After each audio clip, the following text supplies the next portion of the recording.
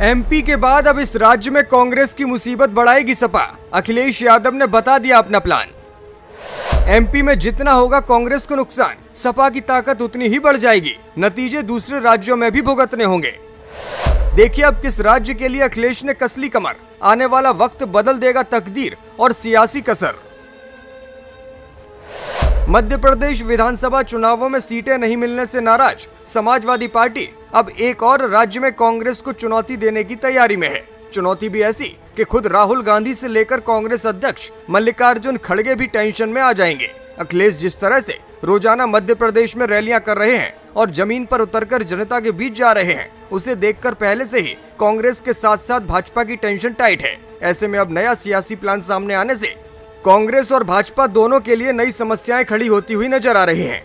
अखिलेश यादव के ये प्लान सामने आया तो फिर सियासत में चर्चाएं भी तेज हो गईं। दरअसल राजस्थान में भी कांग्रेस को चुनौती देने की तैयारी समाजवादी पार्टी ने पूरी कर ली है। सपा अध्यक्ष ने ऐलान किया कि राजस्थान की 5 सीटों पर वो अपने उम्मीदवार कम से कम उतारेंगे। जाहिर है ऐसे में कांग्रेस की मुश्किलें बढ़ सकती हैं।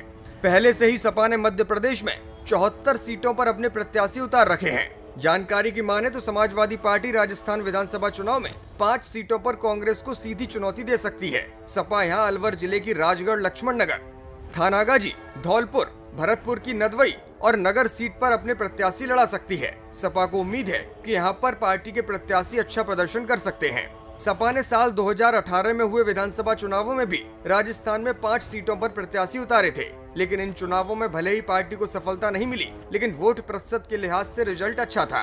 सपा ने अब तक केवल साल 2008 में ही राजस्थान में 1 सीट हासिल की थी। पार्टी के प्रवक्ता राजेंद्र चौधरी इस बारे में जानकारी देते हुए कहते हैं कि सपा राजस्थान की चुनिंदा सीटों पर जरूर चुनाव लड़ेगी। राजस्थान की जनता से सपा को काफी उम्मीदें भी हैं। आपको बता दें कि इससे पहले मध्य प्रदेश चुनावों में सीटों को लेकर इंडिया गठबंधन में तनातनी हुई थी। सपा और कांग्रेस आमने सामने आ गए थे। सपा को सबसे ज्यादा उम्मीद मध्य प्रदेश में ही थी, क्योंकि कांग्रेस के साथ यहां उसके गठबंधन होने की बात चल रही थी।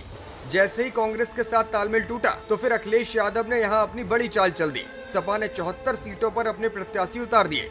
इसके बाद अखिलेश यादव ने बीजेपी के साथ साथ कांग्रेस पर भी हमला करना शुरू कर दिया। यही नहीं, सपा अध्यक्ष ने तो यहां तक आरोप लगा दिया कि बीजेपी भी आज वही कर रही है जो कांग्रेस ने सत्ता में रहते किया था। इसलिए भाजपा और कांग्रेस दोनों को ही नकारना है, समाजवादियों को सत्ता में बैठाना है। अखिलेश यादव ने कहा कि कांग्रेस ने भी विपक्ष के खिलाफ ईडी और सीबीआई जैसी केंद्रीय एजेंसियों का दुरुपयोग किया था। कुछ ऐसा ही भारतीय जनता पार्टी भी कर रही है। इसके साथ ही अखिलेश यादव ने कांग्रेस को चुनौती भी दे दी।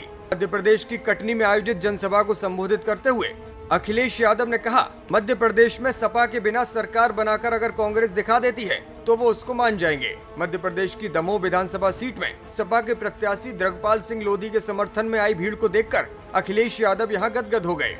उन्होंने कहा कि एक वक्त ऐसा था जब सपा के यहां 8 विधायक जीते थे। उन्होंने कहा कि कभी बीजेपी, कभी कांग्रेस और कभी कांग्रेस तो कभी बीजेपी। मैं आप लोगों से कहना चाहता हूं कि जिन जिन प्रदेशों में किसानों, गरीबों, पिछड़े, दलित और आदिवासियों की ताकत एक हो गई, वहां भाजपा और कांग्रेस दोनों का ही सफाया हो गया। ब्यूरो रिपोर्ट, मीडिया हलचल।